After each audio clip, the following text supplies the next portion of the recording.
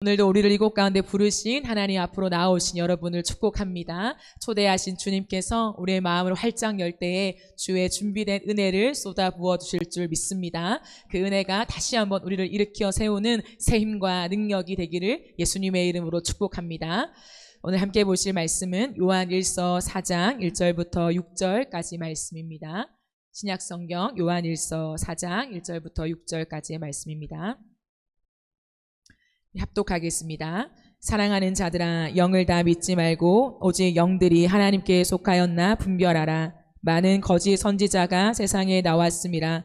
이로써 너희가 하나님의 영을 알지니 곧 예수 그리스도께서 육체로 오신 것을 시인하는 영마다 하나님께 속한 것이요 예수를 시인하지 아니하는 영마다 하나님께 속한 것이 아니니 이것이 곧 적 그리스도의 영이니라. 오리라 한 말을 너희가 들었거니와 지금 벌써 세상에 있느니라. 자녀들아, 너희는 하나님께 속하였고 또 그들을 이기었나니 이는 너희 안에 계신 이가 세상에 있는 자보다 크심이니라. 그들은 세상에 속한 고로 세상에 속한 말을 하매 세상이 그들의 말을 듣느니라.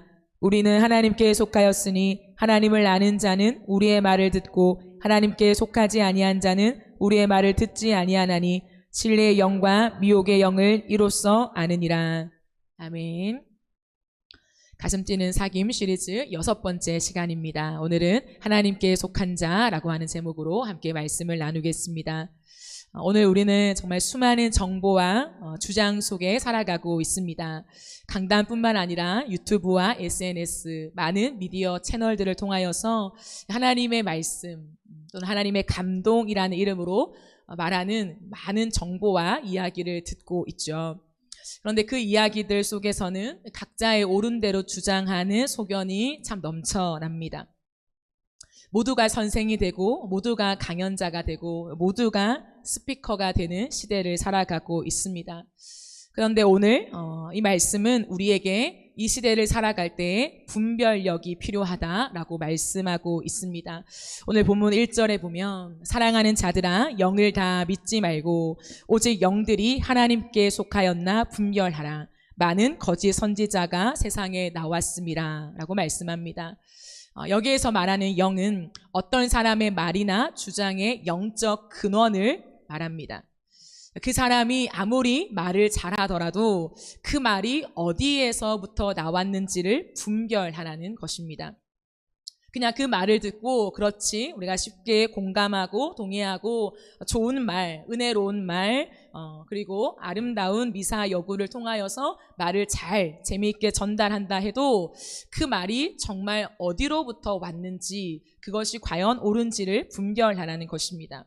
그래서 더구나 이 시대는 분별력이 더 요청되는 시대가 아닐 수 없습니다. 그런데 이 분별력을 자칫 오해하면 우리는 교만에 빠질 수 있습니다. 사람은 흑백 논리에 익숙해요. 우리가 아무리 생각이 열려 있다라고 얘기하지만 사람은 생각이라는 게 양극단화 되어지는 경향이 아주 짙습니다. 생각의 스펙트럼이 굉장히 넓은 것 같고 내가 많은 것을 보고 있는 것 같지만 사실 많은 사람들은 모 아니면 도라고 하는 프레임에 갇혀 있을 때가 많습니다. 그러므로 분별력에 있어서도 이것이 적용되는데요.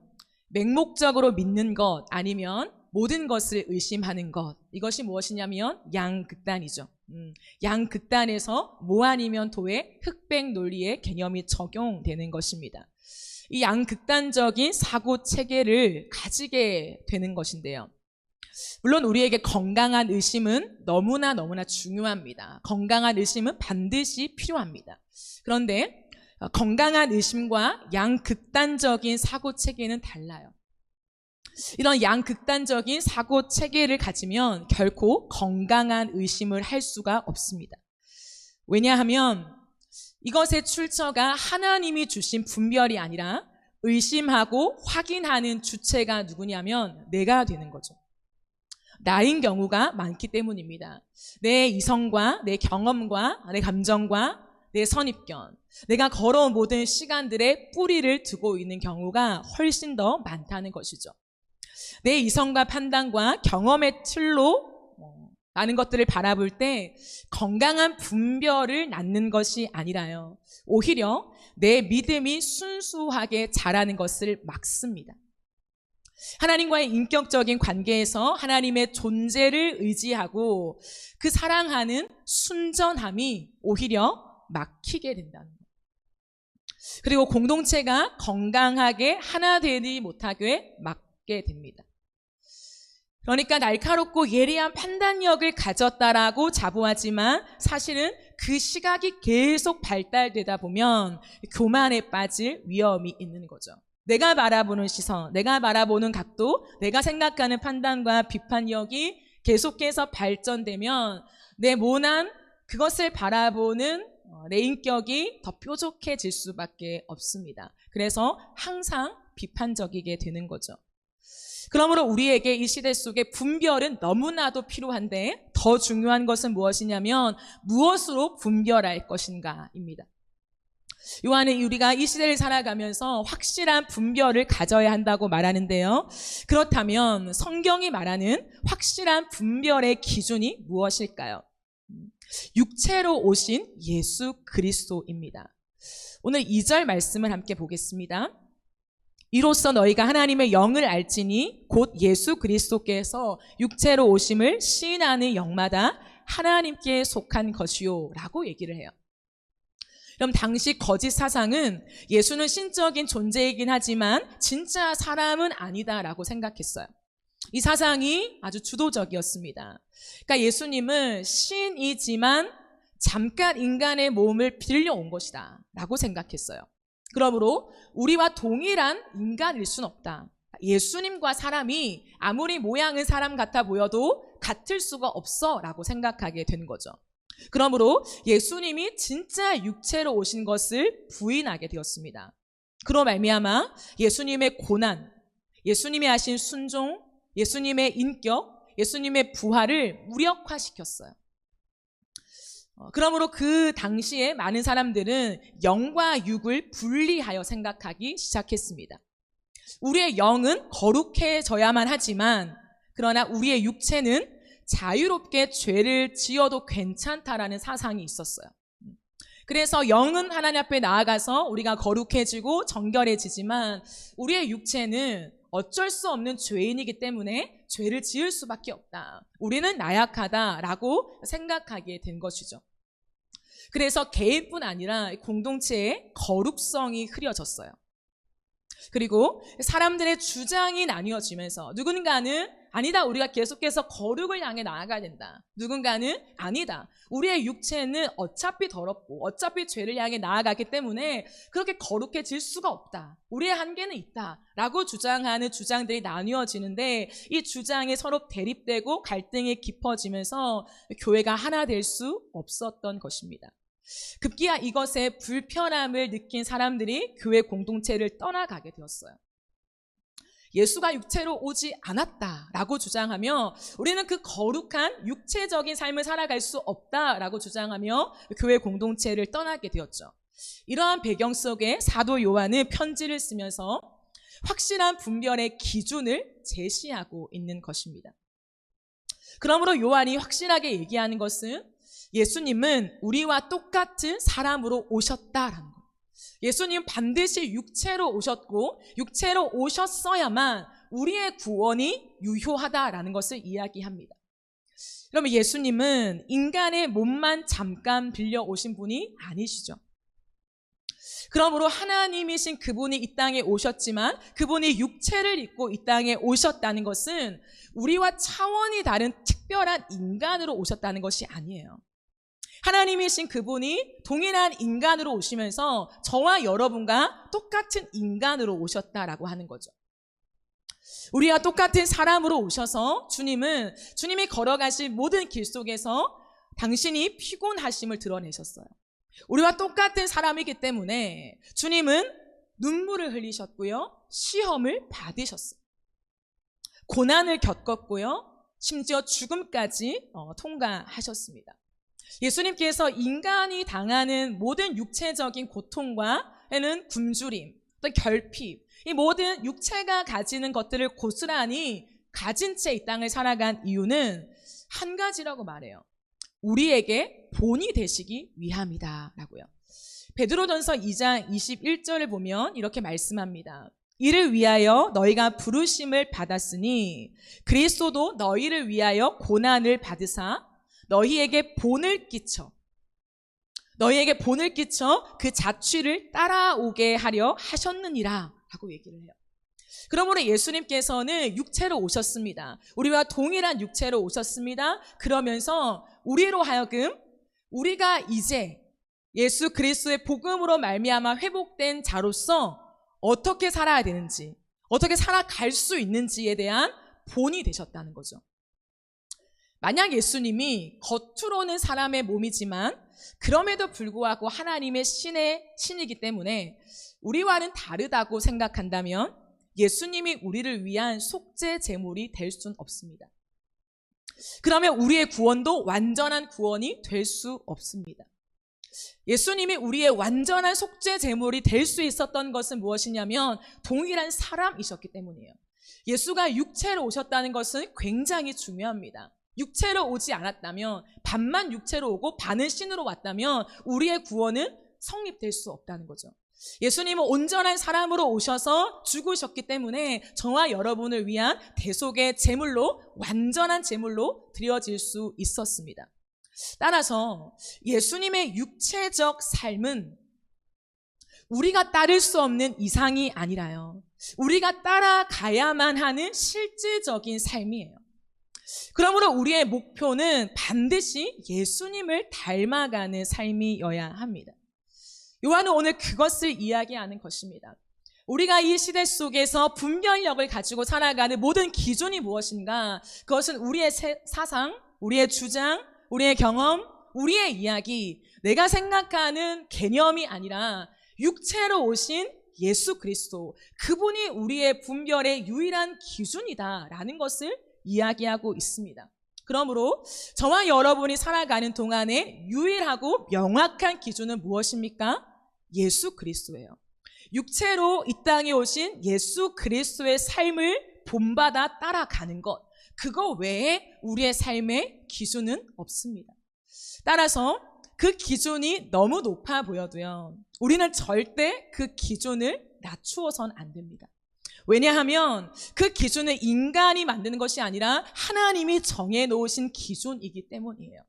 그 누구도 나의 어떤 믿음의 높낮이를 가지고 누군가는 예수님을 닮을 수 있고 누군가는 예수님을 닮을 수 없어 라고 정할 수 없고요, 우리가 아무것도 이룰 수 없는, 의에 도달할 수 없는 완벽한 죄인일 때에 예수님이 오셔서 모든 것을 이루셨죠.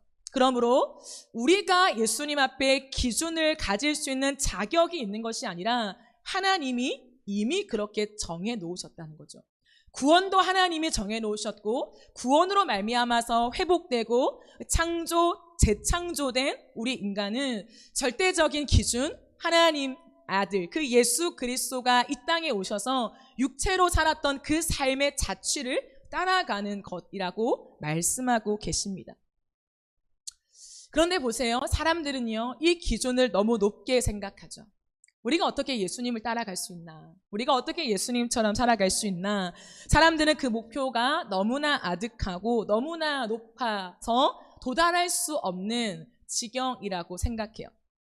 그러므로 우리는 예수님이 아니야, 예수님처럼 될 수가 없어, 예수님처럼 생각할 수가 없어, 우리는 죄인이고 연약할 뿐이야 라고 이야기해요. 그리고 그것을 일파만파 전파시킵니다. 나도 연약해, 너도 연약하지, 우리는 그러므로 그 기준에 도달할 수 없어 라고 얘기한다는 거죠. 요한은 이것이 비성경적이다라고 이야기합니다. 우리의 연약함과 죄를 너무 쉽게 허용하면 안 된다는 거예요. 세상의 문화 흐름을 너무 자연스럽게 받아들이면서 우리는 어쩔 수 없어, 우리는 죄인이니까, 우리는 연약하니까, 노력하지만 아직은 거기에 도달할 수 없어 라고 이야기하며 우리가 살아가는 현실 속에 죄를, 어두움을 너무나 쉽게 허용하고 자연스럽게 받아들이고 있는 것을 다시 한번 짚어내고 있는 것입니다. 여러분, 우리의 기준은 나의 연약함이 아니에요. 내가 연약한가? 내가 이것을 이룰 수 있는가? 예수님을 따라갈 수 있는가? 나는 예수님처럼 갈 수 있나? 생각할 수 있나? 그것이 우리의 기준이 아닙니다. 우리는 이미 그렇게 따라갈 수 없는 사람이에요. 우리는 절대로 못합니다. 하나님이 우리에게 어떤 가능성을 보시고 예수님을 기준으로 제시하셨나요? 그러지 않았다는 거죠. 육체로 오신 예수님으로 말미암아 시작된 회복이라는 거죠. 우리의 회복은 예수님으로 말미암아 시작되었기 때문에 우리가 이루어가야 할 성화 또한 내가 이루는 것이 아니라 예수님이 이루어 가시고 하나님의 은혜 안에 이루어지는 것이다 라는 것입니다. 우리가 재창조될 수 있는 유일한 기준은 예수 그리스도예요. 우리가 회복의 길로 갈 수 있는 유일한 기준은 예수님입니다. 그러므로 우리의 기준을 너무 쉽게 낮추면 안 돼요. 우리가 서로 이야기하면서 우리의 기준을 쉽게 낮춰주면 안 된다는 거죠. 이 시대 속에 많은 사람들이 연약하죠. 넘어지죠. 쓰러지죠. 근데 그것을 위로한다고 생각하면서 기준을 낮춰버려요. 여러분, 위로는 필요합니다. 사실은 위로가 아니라요, 정확한 팩트죠. 우리가 연약한 건 팩트라는 거예요. 우리가 하나님 앞에서 믿음으로 온전하게 살아갈 수 없는 것은 팩트라는 거죠. 그렇기 때문에 위로가 필요해요. 하지만 위로라고 하는 미명 아래에서 기준을 낮추면 안 된다는 거예요. 너도 죄인, 나도 죄인, 너도 연약해, 나도 연약해. 세상 속에 나가면 다 깨어지지. 살아갈 수 없어. 누가 어떻게 믿음으로만 살아가? 라고 동감해주고 동의해주면서 우리는 그 기준을 싹 내려버려요. 그래서 우리는 이 정도만 해도 잘하고 있는 거야. 이 정도만 해도 괜찮은 거야. 그것도 믿음인 거야. 그것도 잘 사는 거야. 라고 이야기하면서 그 사람을 위로하는 것처럼 보이지만 우리가 바라봐야 될 기준을 싹 낮추는 거예요. 요한은 이 당시에도 지금 이러한 일들이 있었다라고 하는 것을 이야기하면서 하나님은 오늘 저와 여러분이 살아가는 이 시대에도 동일한 패턴이 반복되기에 이 말씀을 생명의 말씀으로 주신 것입니다. 여러분, 믿음과 신앙이라는 것은요, 나의 경건의 목적을 이루려고 단계를 밟는 것이 아니에요. 이것을 명확하게 인정해야 돼요. 내 믿음이 지금 어디쯤 왔는가? 내 경건이 지금 어디에 다다랐는가? 그것은요, 목적이 될 수 없다는 거죠. 우리의 시야를 가져갈 수 없는 거예요. 단계를 밟아서 1단계, 2단계, 3단계, 10단계, 100단계까지 우리가 층층이 올라가는 것이 하나님 말씀하시는 신앙이 아닙니다. 하나님 말씀하시는 신앙은 무엇이냐면 예수님을 사랑하고 예수님을 계속해서 닮아가는 거예요. 이것이 그냥 우리의 평생에 이어져야 할 우리의 여정이라는 것을 주님 말씀하십니다. 그러므로 우리에게 필요한 것은 뭐냐면 내가 레벨을 정해서 나 1단계 왔어. 난 이제 6단계쯤 왔어. 난 지금 8단계쯤 왔어. 내 신앙이 그래도 자랐네? 괜찮네? 그것을 확인하며 가는 것이 아니라요. 우리의 기준과 관점은 항상 어디에 있어야 되냐면 살아계신 예수님께 있어야 돼요. 내 신앙을 위한 신앙을 가지는 것이 아니라 예수님을 바라보는 신앙이 되어야 한다는 거죠. 내 신앙을 내가 객관화하면서 내가 기준에서 평가하고 확인하면서 그래 조금 더 해보자. 조금 더 가보자. 그러면 어느 정도 내가 경건의 모양을 갖추겠지? 그것이 아니라요. 살아계신 예수님과 교제하는 거예요. 그 주님 앞에 내가 날마다 함께 동행하며 그 주님을 영이시지만 함께 하시는 주님과 함께 내 마음을 맞대며 주님을 묵상하며 살아간다는 거예요. 여러분, 이것이 신앙이라면 어찌하여 우리가 예수님을 묵상하지 않고 살아갈 수 있습니까? 내 믿음과 내 신앙을 묵상하는 것 말고요. 예수님을 묵상하는 것. 예수님의 존재와 함께하는 것. 그 인격과 맞닿는 것. 그러나 여전히 많은 사람들은 믿음을 논하고 있죠. 믿음에 대하여. 믿음이 무엇인가? 어떤 관점을 가지고 믿음을 볼 것인가? 교회 와서 어떠한 것들이 교회를 바르게 세워나가는 것인가? 결국에는 우리의 가진 기준이 뭐냐면 끝없이 그 믿음이라는 것을 대상화시킨다는 거죠. 근데 믿음은 무엇입니까? 예수님과 함께하는 거예요. 죽은 예수가 아니라 성경에 있는 어떤 인물을 우리가 회상하면서 그 주님이 걸어가신 발자취를 회상하면서 그 주님이 어떻게 살았었더라? 그 죽은 존재가 어떻게 일을 했었더라? 그것을 지금 환기시키는 것이 아니라 오늘도 여전히 살아계신 예수님을 사랑하면서 그 주님과 동행하는 거예요. 이것이 우리의 신앙의 확실한 기준이 되어야 한다는 거예요. 그러므로 어찌 신앙의 다른 목표를 설정할 수 있습니까? 어떻게 신앙의 다른 목적을 설정하고 믿음의 길을 걸어갈 수 있겠냐 말입니다. 어찌하여 나에게 집중하면서 내 믿음, 늘 언제나 내 연약한 믿음, 아니면 조금 나아진 내 믿음, 그 믿음이라고 하는 울타리와 틀 안에 가두어져서 일희일비할 수 있냐는 거예요. 우리가 세상에 나아갔을 때에 요한은 그렇게 말합니다. 우리가 걸어가는 이 길을 세상은 알지 못한다. 세상은 온전히 이해하지 못한다. 그러므로 여러분, 믿음을 누군가한테 납득시키기 위해서 너무나 날카로운 비판을 하지 마세요. 우리가 변론이 필요하죠. 변증이 필요합니다. 하지만 변증을 위한 변증을 하면 안 돼요. 변증을 위한 변증과 변론을 위한 변론을 하게 되면요, 우리가 어떻게 되냐면 뭐 아니면 도의 양극단에 빠지면서 우리가 생각하는 생각과 판단이 뾰족해서요, 굉장히 비판적이 돼요. 난 예리한 사람이야? 아니요. 예리함이 중요한 것이 아니라 예수님을 닮아 있느냐가 중요한 거죠. 내가 얼만큼 이 주제에 대해서 빠삭하게 얘기하며 세상 사람들한테 납득시키며 그들에게 순응할 수 있도록 잘 얘기할 수 있는가, 껄끄럽지 않게 잘 완화시켜서 이야기할 수 있는가의 능력이 중요한 것이 아니라, 아무리 내가 설명해도 그들을 알아들을 수 없고 다 이해할 수 없지만 내 모습 속에 예수님이 보이고 있는가가 중요하다는 거예요. 심지어 그들은 내 모습을 보면서 예수님의 모습을 보지 못한다 하더라도 그럼에도 불구하고 하나님과 믿는 공동체 안에 사람들이 보았을 때에 그 사람의 얼굴과 그 사람의 삶의 선택과 그 사람의 많은 모습들을 보면서 저 사람은 그래도 예수님을 닮아 있다라고 하는 평가와 반응을 받아야 한다라는 것입니다. 여러분, 이것이 바로 우리가 분별할 지점이에요. 우리의 시선을 예수님께로 향하게 해야 합니다. 내가 할 수 없다는 것을 확인하는 거요, 그것은 당연한 것입니다. 믿음의 경주를 걸어갈 때 내가 예수님을 닮고 싶은데 잘 닮아지지가 않아요. 그것을 확인하는 것은 너무나 지극히 당연한 것입니다. 그런데요, 여러분이 사랑하는 사람과 함께 지내면서, 가족과 함께 지내면서 이런 적이 있나요? 너와 내가 지금은 얼굴, 눈빛은 닮았어. 그런데 코는 안 닮았으니까 코를 어떻게 닮을지 한번 의논해보자. 너와 내가 눈빛은 닮았지만 생각이 안 닮았으니까 생각을 어떻게 닮을지 한번 의논해보자. 이렇게 할까요? 이렇게 하지 않아요. 사람과의 존재에서 인격과 인격이 만나서 함께 그 사람과 머물고 서로의 생각을 충분히 공유하고 시간을 함께하며 그것들을, 마음들을 충분히 나눌 때 시간이 지남과 동시에 얼굴이 닮아져 있는 거예요.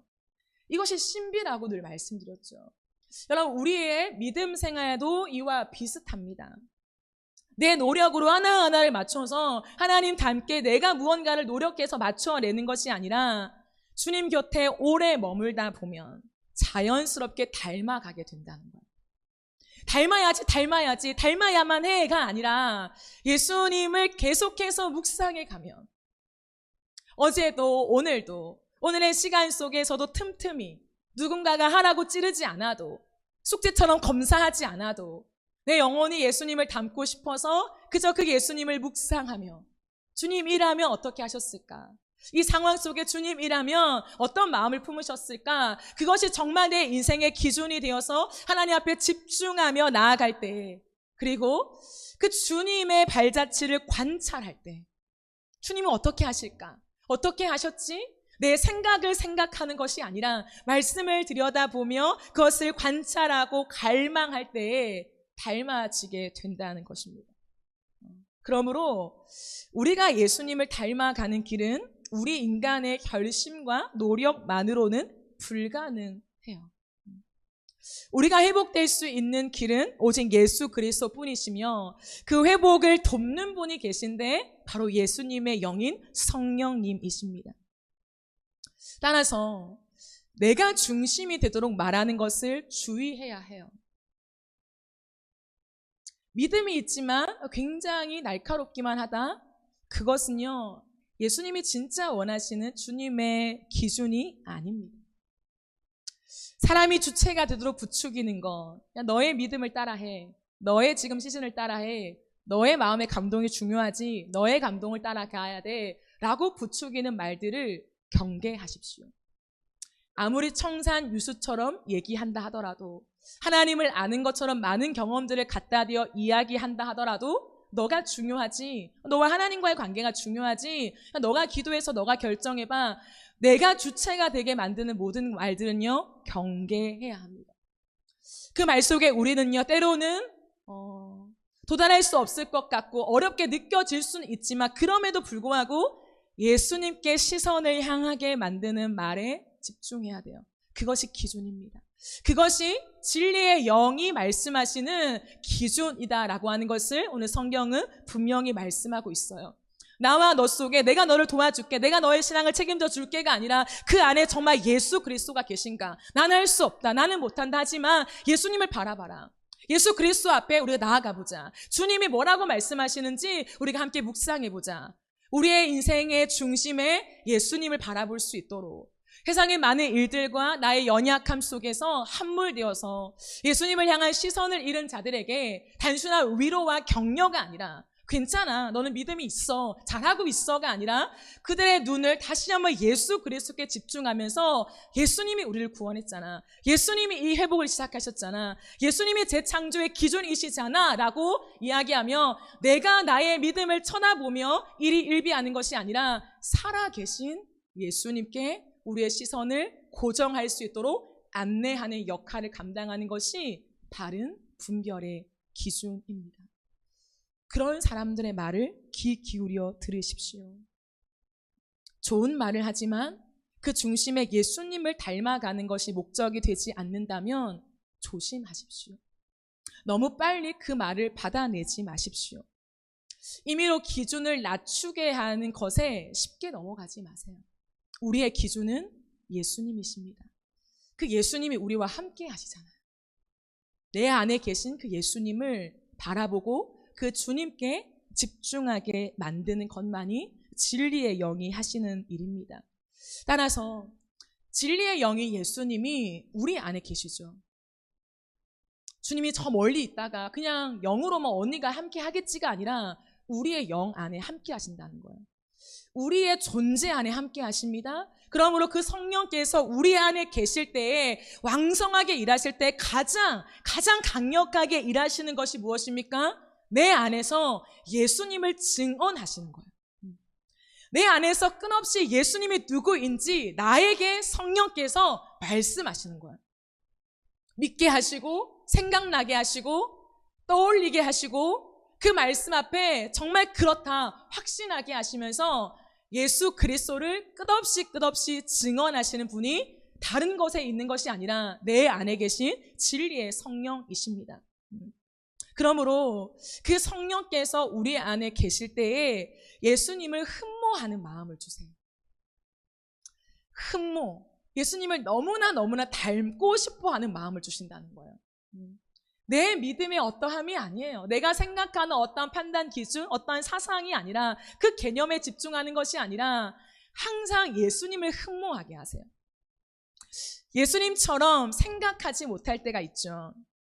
그런데요, 성령이 우리 안에 역사하실 때는 내가 예수님처럼 생각하지 못해서 그 길을 회피하는 것이 아니라 예수님처럼 생각하지 못하기 때문에 더욱 예수님의 생각과 관점을 배우고 싶은 갈망을 주세요.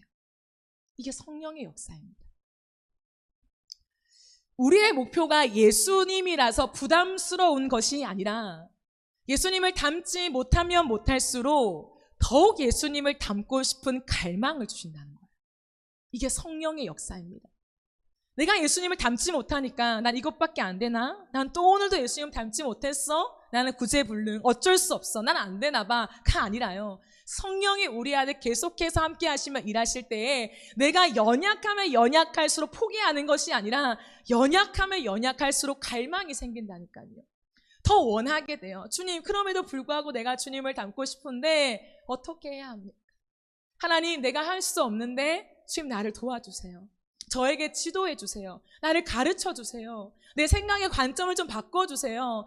내가 어떻게 해야 될지를 모르겠습니다. 주님 도와주세요. 라고 하는 그 기도가요, 성령을 요청하게 만드는 기도가 되는 것입니다. 그러니까요, 연약한 게 문제가 안 되죠. 절대 문제가 안 됩니다. 오히려 더 주님 앞에 깊이 나아갈 수 있게 되는 거예요. 왜요? 연약하면 연약할수록 기도밖에 할 것이 없으니.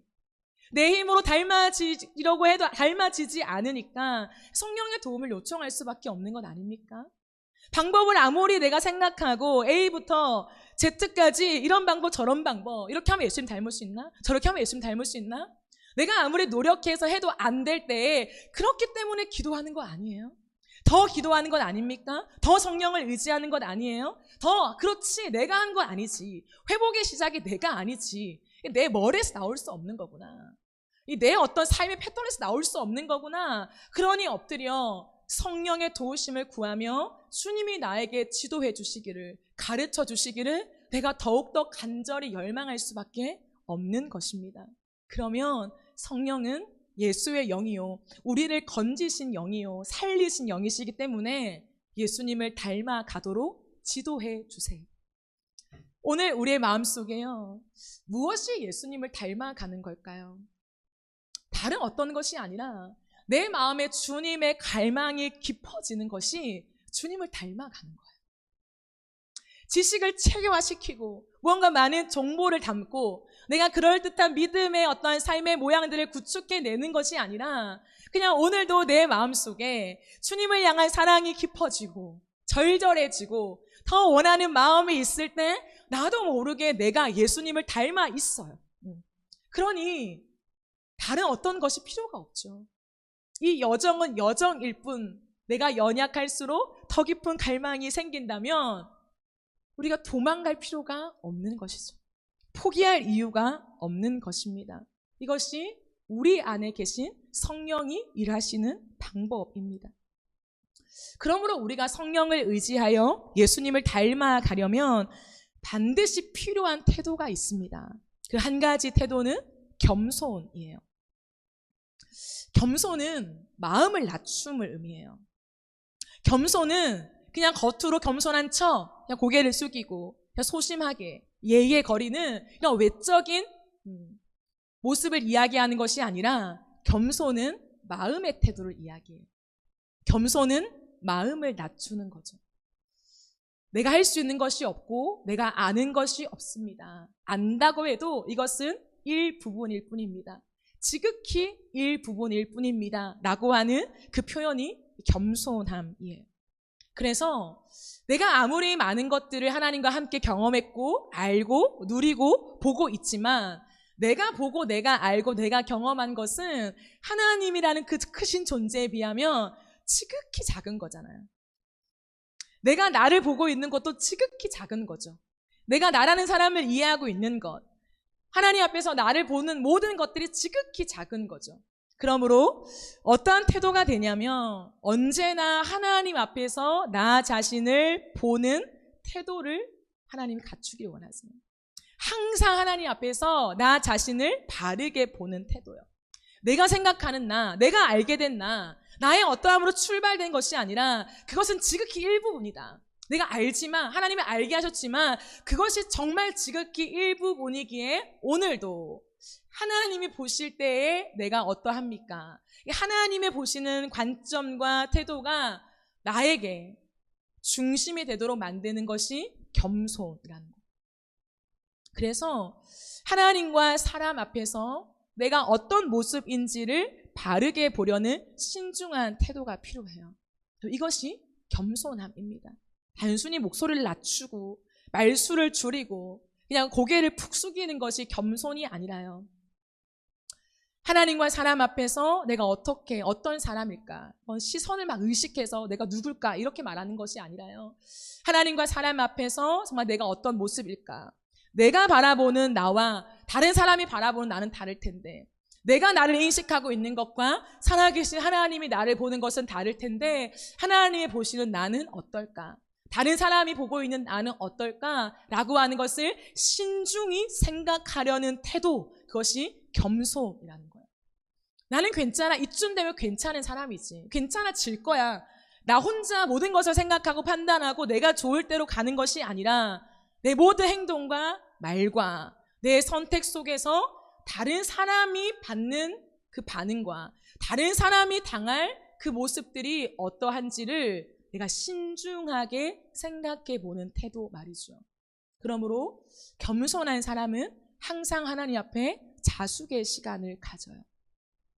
하나님 앞에 머물러서 내 모습을 돌아보며 하나님과 사람 앞에서 내가 혹여나 피해를 끼친 것이 있지 않은가, 상처를 준 것이 있지 않은가, 내 모습이 괜찮을까라고 하는 것을 하나님 앞에 돌아보는 시간, 그 신중한 태도를 항상 겸비하고 있습니다. 여러분, 말의 내용만큼 중요한 것은 말하는 사람의 태도이죠. 아주 중요한 얘기를 하는데 웃으면서 얘기한다면 아무리 내용이 좋아도요, 그 내용이 가벼워질 것입니다. 말의 내용도 중요하지만 그만큼 중요한 것은 말하는 사람의 태도라는 거예요. 태도는 그 사람의 인격을 담고 있는 그릇입니다. 나는 주님을 사랑하고 주님을 많이 아는데 교만한 태도를 보인다면 우리는 그것이 정말 하나님으로부터 온 것인가 의심할 수밖에 없는 것이죠. 그러므로 수많은 이야기와 수많은 우리 편에서의 많은 관점들, 그리고 많은 방법들, 경험담들, 수많은 간증들, 이야기들이 있지만 그 속에서 그 모든 내용을 담는 태도를 확인하는 것이 중요합니다. 겸손의 태도는 누구를 닮은 것입니까? 예수님을 닮은 것이죠. 그러므로 말의 내용이 아무리 탁월하고 정확하더라도 말하는 사람의 태도 속에 예수님의 성품이 묻어 있지 않는다면 우리는 분별의 지점이라는 것입니다. 그러므로 우리는 어떻게 예수님을 더 깊이 닮아가야 할까요? 그것은 바로 말씀이 기준되는 삶입니다. 오늘 6절을 한 번 더 보시겠습니다. 우리는 하나님께 속하였으니 하나님을 아는 자는 우리의 말을 듣고 하나님께 속하지 아니한 자는 우리의 말을 듣지 아니하나니 진리의 영과 미혹의 영을 이로써 아느니라. 하나님께 속해 있는데 하나님을 아는 자는 우리의 말을 듣고, 여기서 우리는 사도들의 말씀을 이야기합니다. 즉 성경 말씀이죠. 계속해서 전해 내려온 그 성경 말씀을 이야기하고 있습니다.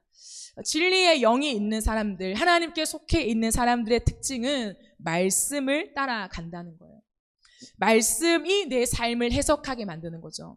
내가 내 삶을 해석하는 것이 아니라, 내가 살아온 경험을 바탕으로 내 삶을 해석하는 것이 아니라 하나님의 말씀이 나를 해석하도록 만드는 것.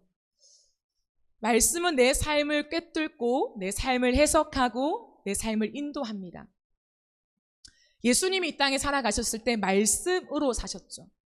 오직 말씀으로 사셨습니다. 처음 공생애를 시작하실 때부터 주님은 말씀이셨죠. 그래서 광야의 시험을 받으실 때도 주님은 말씀으로 그 모든 시험을 이기셨습니다. 우리가 잘 아는 요한복음 4장에 보아도 예수님과 사마리아 여인들이 얘기하고 있을 때 제자들이 먹을 것을 사러 갔다가 와요. 근데 그때 먹을 것을 사고 와서 예수님 잡수세요 라고 하는 그 일상의 대화 속에서도 예수님은 하나님의 말씀을 대언하시면서 하나님 앞에서 나는 이미 양식을 먹었다, 배부르다 라고 얘기하며 그것이 오직 하나님의 말씀이다, 내가 먹는 것은 하나님의 말씀이다 라고 하는 것으로 그 모든 상황을 해석하게 하십니다. 예수님이 걸어가신 모든 일상의 걸음 속에 말씀으로 해석하고 말씀으로 보는 눈을 제자들에게 알려주신 거죠. 단순한 우리의 상황만이 아니라 말씀의 관점을 가지도록, 말씀으로 모든 상황과 사람의 상황들을 해석하도록 그들을 지도하시고 가르치셨어요. 그래서 예수님이 부활하신 이후에도 엠마오로 가는 두 제자들 가운데 말씀을 풀어주셨죠. 그리고 예수님이 떠나가셨을 때에 남아있는 그 제자들이 이런 얘기를 해요. 그런데 저분이 누구일까? 저분이 말씀을 풀어주셨을 때에 우리의 마음이 굉장히 뜨겁지 아니했나? 라고 이야기해요. 그 예수님의 이 땅에 오심도, 이 땅에 살아가신 모든 걸음도 오직 말씀이셨다라는 거예요. 자신의 어떤 부활을 입으로, 어떤 말로, 어떤 경험담으로 풀어내지 아니하고 오직 말씀을 계속해서 증언하실 때 그 사람들이요, 부활하신 예수님인가? 라고 하는 그 뜨거운 마음을 가지게 만들었다라는 거예요. 예수님은 이 땅에 오신 하나님의 아들이셨지만 그분도 말씀으로 살아가셨다. 굉장한 우리가 생각해 보아야 할 통찰력이죠. 예수님은 곧 말씀이셨습니다. 그러므로 그분의 모든 말씀을 통하여서 하나님의 뜻을 나타내 보이셨죠. 즉 말씀과 삶이 일치된 삶을 살아가셨어요.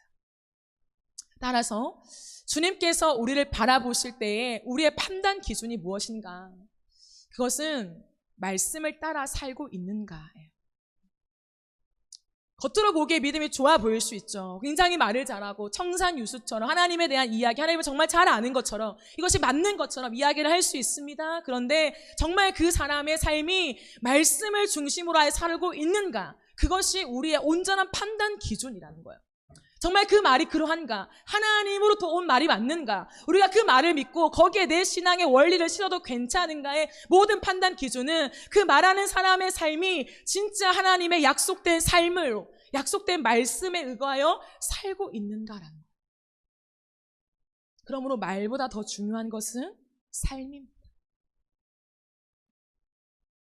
때로는 말이 어눌하고 말로 다 하나님이 하신 일들을 다 풀어내지 못하더라도, 그러나 어느 한 구석에서 자신의 인생을 그 말씀에 의지하여 살고 있다면 그것이 믿음인 것이죠. 그 사람이 어눌하게 내뱉는 그 한마디 말이요, 진리가 될 수 있는 거예요. 진리의 말에 대언이 될 수 있는 입술이입니다. 이 시대는 언변이 굉장히 중요한 시대죠. 다 강연자가 되고요. 15분, 1시간, 2시간도 거침없이 얘기할 수 있는 탁월한 언어를 구사하면서 이야기할 수 있는 시간입니다. 그래서 사람들은요, 말 못하는 설교는 잘 듣지 않아요. 지루하고 따분한 설교는 듣지 않습니다. 굉장히 이목을 집중시키며 서러운 본론, 결론을 탁월하게 연결시키는 조직력을 갖추면서도 사람을 웃길 수 있는 그 말들에 집중하게 되지요. 그것을 환호합니다. 계속해서 인기를 누리게 되지요. 그러나 너무 거기에 주목하지 마십시오. 하나님 앞에서 우리의 판별 기준은 딱 하나, 육체로 오신 예수 그리스도, 이 땅에 걸어가신 예수님의 삶을 닮아서 예수님이 보이는 삶. 저 사람의 삶은 예수님이 걸어가신 삶과 비슷하구나. 오직 말씀을 통하여서, 말씀에 의거하여서 말씀만을 위해 살아가는 삶이구나. 그것이 보인다면 때로는 말을 탁월하게 하지 못해도, 때로는 서러운 본론, 결론이 한 조직적으로 이어지지 못한다 하더라도 그 사람이 내뱉는 한마디 한마디의 말에 하나님의 권위가 훨씬 더 많이 실려 있을 수 있습니다. 하나님이 진짜 하고 싶은 말이 그 사람들의 입을 통하여 내뱉어지고 있을 수도 있습니다. 그러니 판단 기준을 다시 한번 바르게 합시다. 그리고 우리가 바라보는 믿음의 지향점, 이것이 건강한 믿음이야, 이것이 바른 믿음이야 라고 하는 그 지향점이 다른 어떤 것에 있는 것이 아니라 육체로 오신 예수님, 이 땅을 걸어가신 그 예수님, 예수님의 모습이 내 안에 보이는 것, 내 삶에 보이는 것, 내가 나를 봤을 때뿐만 아니라 다른 사람이 내 모습을 봤을 때, 내 삶을 봤을 때, 내 언어의 선택들을 봤을 때 예수님을 보게 만들고, 예수님을 더 사랑하고 싶게 만들고, 예수님을 더 닮고 싶게 만든다면 그것이 우리의 온전한 기준이요, 잘 살고 있는 모습입니다. 사랑하는 여러분, 우리의 모습 속에 예수님이 드러나고 있습니까? 우리의 말과 우리의 선택과 행동 속에 예수님이 계십니까? 우리가 홀로 있을 때 예수님과 대면하고 있습니까? 내 안에 계신 주님을 여전히 무시한 채 아무도 안 보는데 내 편한 대로, 내 살고 싶은 대로 여전히 살면서 신앙의 많은 것들을 운운한다면 우리가 다시 한번 우리의 모습을 정리하면 좋겠어요. 홀로 있을 때 예수님과 가장 가까이 독대하는 시간이에요. 그 주님 앞에서 주님 보시는 관점으로 나 자신을 바라보면서 내 자신을 하나님 앞에 다시 한번 엎드리는 시간을 반드시 가져가야 돼요.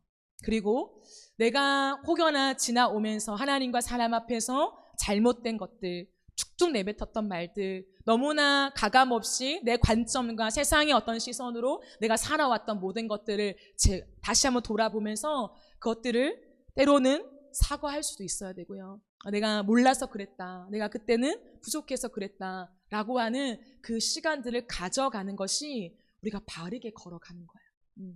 그냥 하나님의 은혜를 받고 그냥 가는 것이 아니라 하나님 앞에 내 모습이 계속해서 보이면서 우리는 실수하죠. 넘어지죠. 하지만 그 넘어짐과 실수를 그 사람 앞에 고스란히 얘기할 수 있는 것. 그래서 내가 부족해서 그랬어. 근데 잘 해볼게. 고쳐볼게. 상처받았지 그때. 미안했어.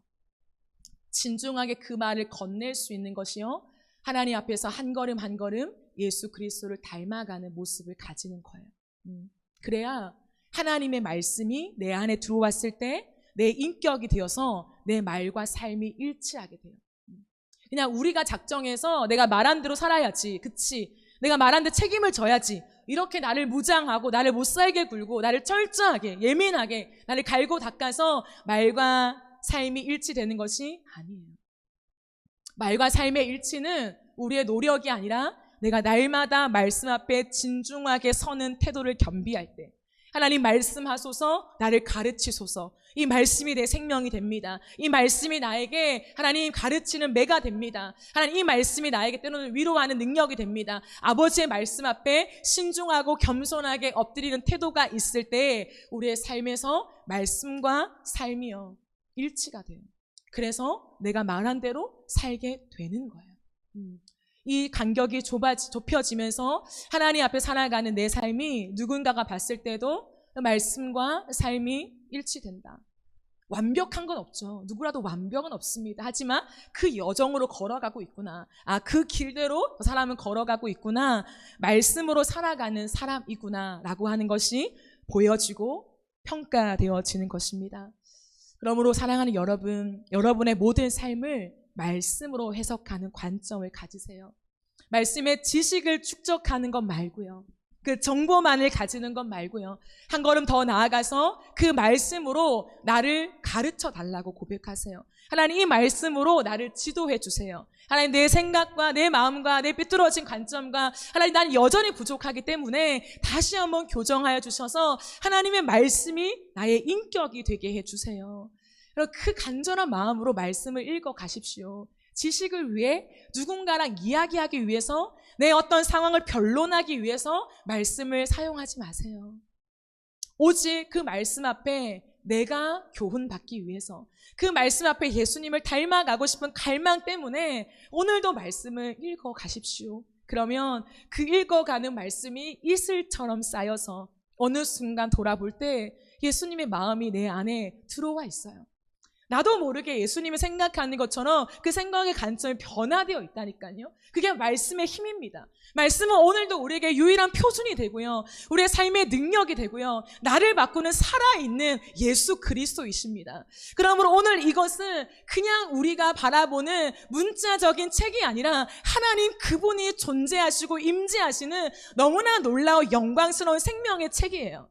이 말씀 앞에 그 마음과 태도를 가지고 말씀을 꾸준히 읽어 나간다면 이 말씀이요 나를 해석하게 만들고요, 내 관점을 바꾸게 만들고요, 내 마음을 뒤집어 엎고요, 내가 하나님 앞에서 나도 모르게 주님을 닮아가는 모습으로 주님이 나에게 선물로 허락하시는 것입니다. 그래서 그것은 내가 한 것이 아니다. 내가 했죠, 읽었죠. 그러나 어느 한 것도 내가 한 것이 아니라 나도 몰라. 나에게 예수님 닮은 모습이 있어? 너무 감사하지. 이렇게 부족한 내 모습 속에 그런 모습이 있다면 감사할 뿐이지 라는 그 말을 할 수밖에 없죠. 그치, 뭐 내가 믿음이 좀 있지, 내가 어떻게 걸어왔는데, 내가 이렇게 훈련 받았어, 그러니까 이쯤 되면 볼 수 있는 거야. 어떻게 이렇게 거만한 태도를 가질 수 있겠습니까? 하나님 앞에 엎드려서 예수님을 닮아가는 가장 좋은 길이 말씀이었다라고 고백할 수밖에 없는 것이죠. 사랑하는 여러분, 말씀을 읽으세요. 말씀을 읽으세요. 매일매일 말씀을 읽으세요. 말씀을 읽는 것 자체가 겸손한 거예요. 오늘도 말씀 없이 나 살 수 있다, 난 이미 하나님 알고 그 은혜를 아니까 걸어갈 수 있다, 교만으로 가는 길입니다. 성경은 교만에 대해서 굉장히 무겁게 얘기를 해요, 여러분. 우리가 그냥 교만해서요. 교만한 말 같지만 이렇게 가볍게 얘기할 수 있는 것이 아니에요. 성경은 교만은 패망의 지름길이다라고 분명하게 말했어요. 교만은 굉장히 무서운 것입니다, 여러분. 교만은 절대 빠지면 안 돼요. 하나님 말씀이 다 옳다면 교만은 패망의 지름길이에요. 여러분, 패망으로 가는 걸음도요, 누군가가 나를 잡아 끌지 않으면 계속 그 길로 가게 돼요. 너무 달콤하고 너무 쉬운 길이라서. 그런데요, 그 중에서도 지름길이래요. 그렇다면 우리의 인생에 다른 어떤 것보다도 교만한 길은 근처에도 가면 안 돼요. 제가 하나님 앞에 기도하면서 19살 때부터 매일매일의 기도를 작정하며 가면서 하나님 앞에 두 가지의 기도 제목을 올린 것이 있습니다. 하나는 순전함, 순결함이었어요. 마태복음 5장 8절의 말씀을 가지고 하나님을 너무 보고 싶어서 보는 방법을 모르겠는 거죠. 근데 마음이 청결한 자는 복이 있나니 하나님을 볼 것이다 라고 하는 그 말씀에 딱 붙여서, 그래, 내가 볼 수 없는 하나님을 볼 수 있는 게 마음의 청결함이라고 그때부터 구하기 시작했어요. 하나님, 뭔지 모르겠지만, 저는 뭔지 몰라요. 그런데 마음의 정결함을 주세요. 내 마음의 깨끗함을 주세요. 그때부터 기도했고요. 두 번째는 이 교만은 패망의 선봉이란 이 말씀이 너무 두렵게 다가왔어요. 그래서 하나님, 나를 교만에는 빠뜨리지 마십시오. 제 표현입니다. 양해하고 들으세요. 제가 19살부터 기도한 게 뭐냐면, 하나님, 혹시라도 내가 교만에 빠진다면 하나님 나를 짓밟으셔라도, 나를 어떻게든 때리셔라도 그 교만에서 빨리 헤어나오게 해주십시오 라는 기도를 항상 드렸어요. 교만의 길은요, 근처에도 가지 마세요. 조금이라도 내게 교만함이 보인다? 엎드려 회개하십시오. 그 길에서 당장 뛰쳐나오세요. 절대 머물러서는 안 됩니다. 우리의 판단과 우리가 바라보는 관점과 우리의 기준이 교만에 근접하다? 그럼 아예 판단하지 마세요. 아예 보지 마세요. 그 생각을 지워버리세요. 그 어떤 주제나 그 어떤 일에 대해서 그냥 내려놓으세요. 하나님, 나는 판단하지 않겠습니다. 난 생각도 안 하겠습니다. 왜냐하면 내가 망하는 길이에요.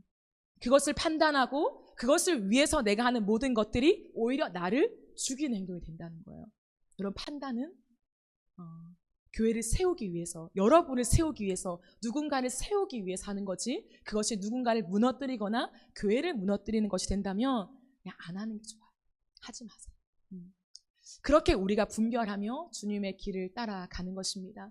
오늘 요한은 우리에게 이 시대 속에 많은 썰을 가지고 각자의 소견에 옳은 대로 이야기하는 주장들이 넘쳐날 것이다. 그때도 그랬고 지금도 동일한 거죠. 어쩌면 더 많아지는 거죠. 왜요? 매개체가 더 많아지니까. 그러나 분별력을 반드시 가지라고 우리에게 조언해주고 있습니다. 그 분별력은 무엇이라고요? 육체로 오신 예수님이요. 무엇이 옳고 그르나 그렇게 중요하지 않아요. 예수님을 닮은 삶을 지향하며 살아가십시다. 내 모습 속에, 내 생각 속에, 내 관점 속에 이기는 것보다 더 중요한 것은 예수님의 성품을 가지는 거예요. 그러면 지금은 지는 것 같아도 하나님이 필요하시면 이기게 하세요. 그게 하나님의 주권을 인정하는 것입니다. 지금 나는 무조건 이겨야 돼. 이 주장을 내가 무조건 관철시켜야 돼가 아니라 지금 내가 오직 예수님의 말씀과 그 은혜 앞에 머물러 있다면 그 일은 하나님이 하십니다. 그러므로 내가 예수님의 자리에 서서 판단하기보다, 그래서 교만의 길을 가기보다 그냥 안 하는 게 낫다고요.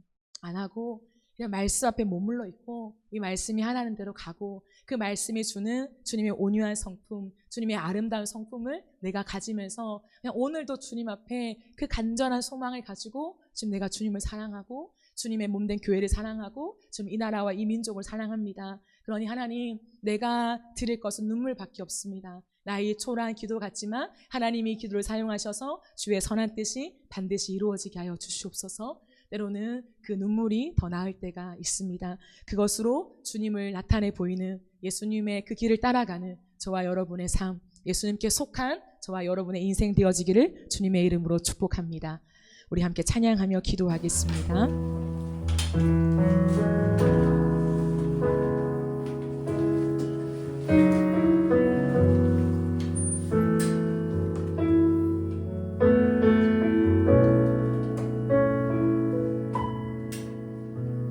오늘도 나는 죽고 예수만 살기 원하는 내 모습 속에 예수님의 흔적이 보이기를 원하네. 나는 곧 사라지고 예수만 남길 원하네. 나를 위해 피 흘리신 십자가 보혈의 그 사랑이 나의 영혼에 그의 보혈이 나의 소리에 그의 사랑이 나의 손짓에 그의 영광이 영원토록 예수가 보이네. 나의 삶 속에서 예수가 보이네. 나의 모습 속에 예수로만 살려 몸부림치며 세상과 싸워나가는 나의 모습 속에 예수가 보이네.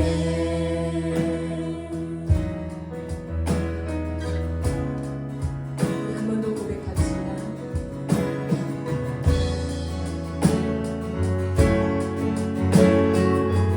오늘도 나는 오늘도 나는 죽고 예수만 살기 원하네. 내 모습 속에 예수님의 흔적이 보이기를 원하네. 나는 곧 사라지고 예수만 남길 원하네. 나를 위해 피 흘리신 십자가 보혈의 그 사랑이 나의 영혼에 그의 보혈이 나의 소리에 그의 사랑이 나의 손짓에 그의 영광이 영원토록 나의 영혼에 그의 보혈 나의 소리에 그의 사랑이 나의 손짓에 그의 영광이 영원토록 나의 영혼에 그의 보혈이 나의 소리에 그의 사랑이 나의 손짓에 그의 영광이 영원토록 예수가 보이네. 나의 삶 속에서 예수가 보이네. 나의 모습 속에 예수로만 영원 부림치며 세상과 싸워나가는 나의 모습 속에 예수가 보이네. 나의 삶 속에서 예수가 보이네. 나의 모습 속에 예수로만 살려만 부림치며 세상과 싸워나가는 나의 모습 속에 예수가 보이네. 사랑하는 여러분, 우리 시간 기도합시다. 세상의 많은 말들과 주장과 메시지, 이렇다 하는 수많은 하나님의 말씀과 감동들이 있습니다. 그런데요, 그 그 모든 것들을 분별하는 단 하나의 기준을 오늘 말씀하십니다. 육체로 오신 예수 그리스도. 내 마음속에, 내 손짓에, 내 생각에, 내 관점에, 내 시선에, 내 모든 눈에 예수님이 보이십니까? 내가 나 자신을 느꼈을 때 내 마음을 통하여 내가 예수님을 느끼고 있습니까? 내가 내 손짓을 통하여 예수님을 느끼고 계세요? 내 표정과 내 눈빛, 누군가를 향한 생각들, 교회와 이 나라 민족과 모든 것을 향한 우리의 판단과 생각 속에 정말 예수님이 보이시는 거 맞습니까? 이 시간 기도하며 나아갈 때에 하나님, 내가 나를 봤을 때 내가 보이는 것이 아니라 내 주장이 보이는 것이 아니라 예수님이 보이길 원합니다. 우리의 원함과 우리의 소원이 예수로만 살려고 몸부림치는 삶이 되게 하여 주시옵소서. 나는 어떤 것이 아니라 오늘도 예수님을 닮으며 그 닮아가는 것이 나의 어떤 단계로 내가 이루어가야 하는 목표 지점이 아니라 오늘도 주님을 사랑하며 오늘도 주님을 원하여서 하나님 말씀 앞에 머물러 있을 때 나도 모르는 사이에 주님을 점점 닮게 되고 하나님을 생각하는 대로 생각하게 되고 하나님 품은 마음대로 품게 되며 하나님이 선택하고 싶은 것들을 나도 선택하게 되면 그 자연스러운 것이 내 안에 이루어지게 하여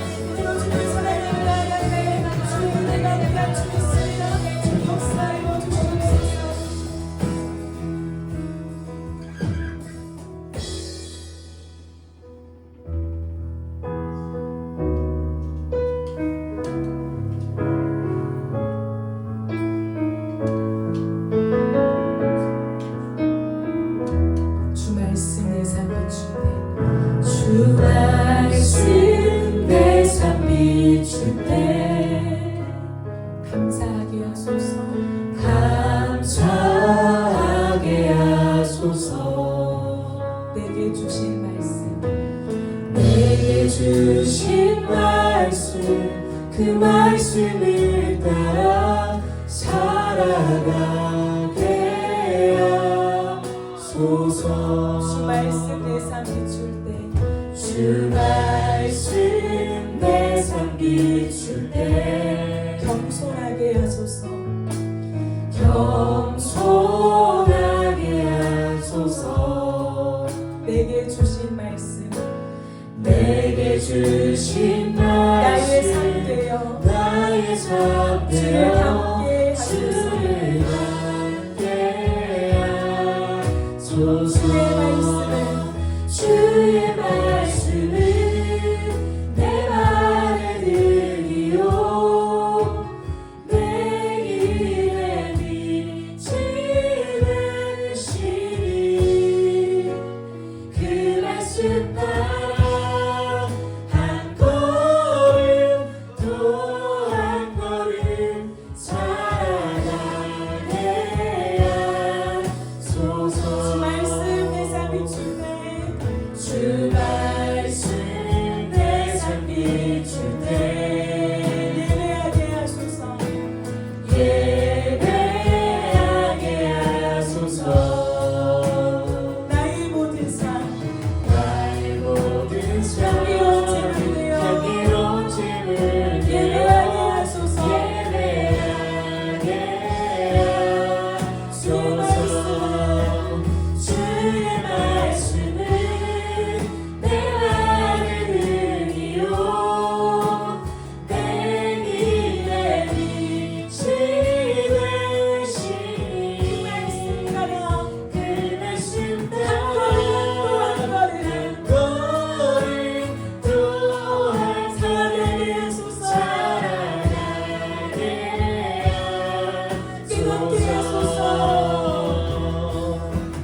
깨닫게 하소서. 나를 가르치소서. 나를 가르치소서. 주 말씀 떠나지 않게 하소서. 깨닫게 하소서. 주님 깨닫게 하소서. 나를 가르치소서. 나를 가르치소서. 떠나지 않게 주 말씀 떠나지 않게 하소서. 주의 말씀은 내 말에 들이요 내 길에 빛이 되시니 그 말씀 따라 한 걸음 또 한 걸음 살아가게 하소서. 주의 말씀은 내 말에 들이요 내 길에 빛이 되시니 그 말씀 따라 한 걸음 또 한 걸음 살아가게 하소서. 주의 말씀은 내 말에 들이요 내 길에 빛이 되시니 그 말씀 따라 한 걸음 또 한 걸음 살아가게 하소서. 사랑하는 여러분, 우리 예수 한 번 더 같이 기도하실 때 예수님을 사랑하는 사람은 성경을 사랑합니다. 분리될 수 없어요. 예수님이 말씀이십니다. 오늘도 보이지 않지만 내 안에 살아계신 주님께서 우리에게 주신 66권의 말씀을 통하여서 우리에게 음성을 들려주십니다. 이 성경은 구시대적인 산물이 아니에요. 예전에 몇천 년 전에 그저 쓰여있던 하나님의 말씀이 아니라 오늘 이 하루 우리의 삶의 많은 문제와 역경과 어려움 속에 우리의 일상을 살아가는 우리의 발의 틈이 됩니다. 우리의 길에 빛이 됩니다. 하나님이 이 성경 말씀을 통하여서 우리의 삶에 말씀하세요. 우리의 문제를 해결하십니다. 반드시 하나님이 말씀을 통하여서 우리의 삶의 길을 인도하십니다. 사랑하는 여러분, 그러므로 우리가 다른 어떤 것이 아니라 주의 말씀을 사랑하는 자가 되기를 소망합니다. 기도하며 나아갈 때 하나님 내가 주의 말씀을 사랑하게 하소서. 다른 어떤 것보다 하나님의 말씀 한 구절 한 구절 이 말씀 사랑하면서 이제는 내가 무언가를 읽어야 되는 하나님 율법과 어떤 형식에 맞춘 것이 아니라 하나님 누군가가 읽어라 하지 않아도 이 말씀을 사랑하여서 하나님의 말씀이 내 삶의 길이 되고 내 말의 증이 되는 것을 알기에 주여 이 말씀을 잊지 않고는 살아갈 수 없는 우리가 되게 하여 주시옵소서. 또 우리가 이 말씀 앞에 나아갈 때 겸손하게 하여 주옵소서. 우리를 가르쳐 주시옵소서. 지도하여 주시옵소서. 이 말씀으로 또한 주님을 닮아가게 하시며 하나님의 생각과 비슷한 생각 아버지의 관점을 가질 수 있도록 축복하여 주시옵소서. 말씀 없이 살아도 된다는 우리의 교만한 태도를 낮추게 하여 주시고 오늘 이 하루도 아버지의 말씀을 읽고 듣고 사모하며 이 말씀을 마음판에 새기며 순전하게 겸손하게 아버지와 순결하게 살아갈 수 있는 우리 모두가 되게 하여 주옵소서. 주여 외치며 기도합니다. 주여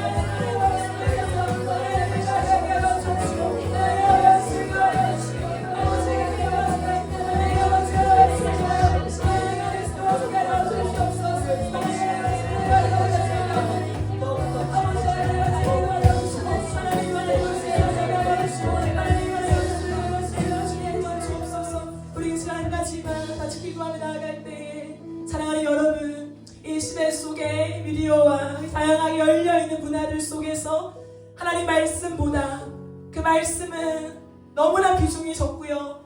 그 말씀을 통한 내 이야기, 재밌는 이야기, 잘 통할 수 있는 이야기들, 와닿는 이야기들, 일상과 연결되는 이야기들, 그 이야기들 속에서 내 마음을 위로하고 내 마음에 맞고 공감이 되어지고 이해가 되어지고 싶고, 그런 많은 이야기들이 너무나 많이 우리 청년들의 문화 속에 와 있습니다. 그것들이 필요하지요. 도움이 됩니다. 중요합니다. 하지만 하나님의 말씀을 읽고 그 말씀 앞에 균형 잡힌 시선을 가져야만 합니다. 하나님 말씀 앞에 우리가 창세기부터 요한계시록까지의 말씀을 내 입맛대로 골라 읽는 것이 아니라, 내가 좋아하는 구절을 뽑아서 취하는 것이 아니라, 하나님의 말씀 창세기부터 요한계시록까지 모든 말씀이 하나님 말씀인 줄 알고 나의 편협적인 시각이 아니라 하나님 앞에 균형 잡힌 시각으로 배우고 또 알기를 원하는 겸손한 태도로 말씀을 읽어가야 합니다. 이 시간 기도하며 나아갈 때 주여 우리가 편협되어져서 하나님 말씀을 기초로 여기지 않게 도와주시고, 창세기부터 요한계시록까지 66권의 기록한 말씀들을 읽어가게 하여 주시옵소서. 내가 이 말씀을 다 알 수 없음을 알고 엎드려 성경의 저자이신 성령의 도우심을 구하게 하여 주시고, 읽을 때마다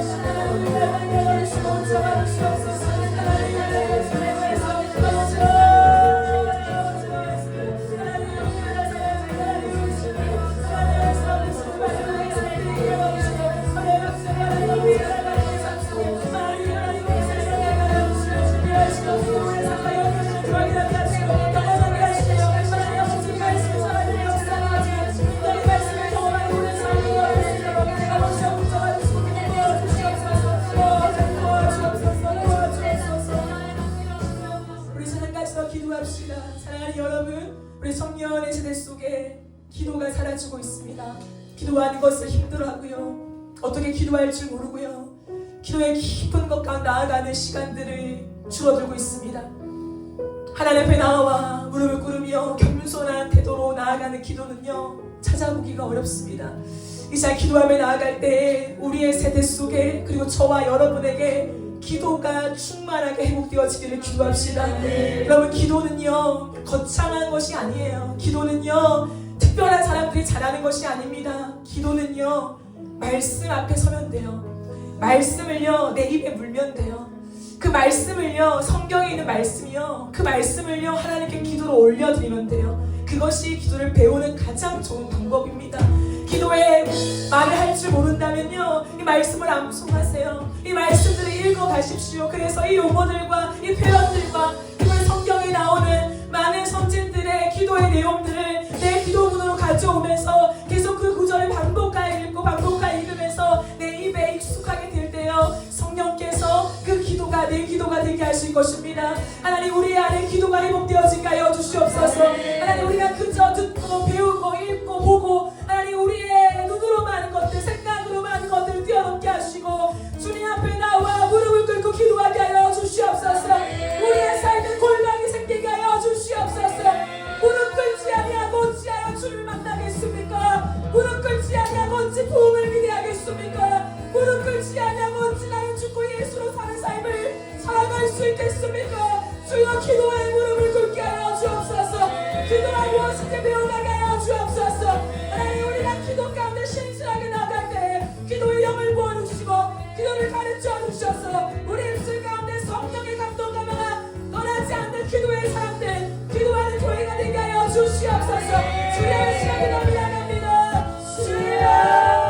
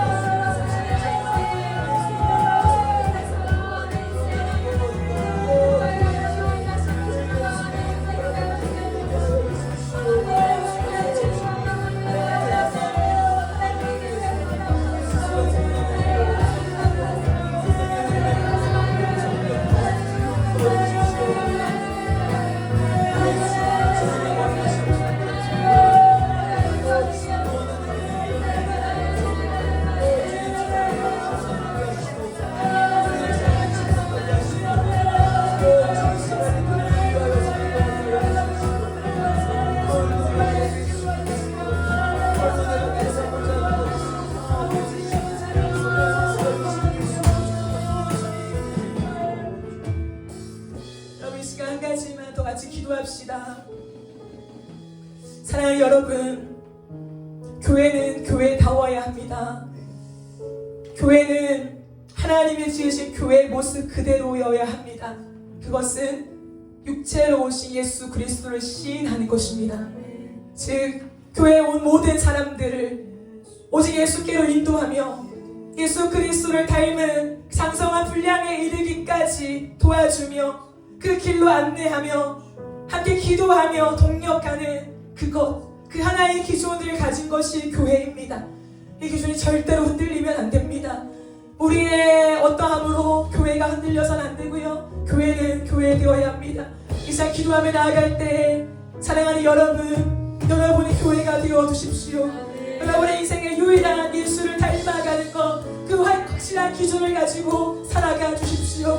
그리하여서 우리가 세상 가운데 나아갔을 때 다른 어떤 것이 아니라 예수를 닮는 삶, 예수를 닮은 내 모든 삶, 예수를 닮은 내 모든 결정을 여러분들이 해주십시오. 하나님, 우리 모두가 세상 한복판에서 육체로 오신 예수를 부인하는 자들이 아니라 예수가 왔지만 우리는 예수처럼 살 수 없어, 우리는 예수님처럼 될 수가 없어, 그분의 생각과 우리의 생각 같을 수가 없어 라고 살아가는 삶이 아니라 하나님, 내가 오늘도 주님을 닮길 원하고 주님의 생각이 내 생각 되길 원하고 주님의 관점이 내 관점 되어지길 원하고 주님의 사랑이 내가 사랑이 되어지길 원하오니 주여 나를 이끌어 주시옵소서. 이러한 삶으로 우리가 세상 가운데 승리하게 하여 주시옵소서.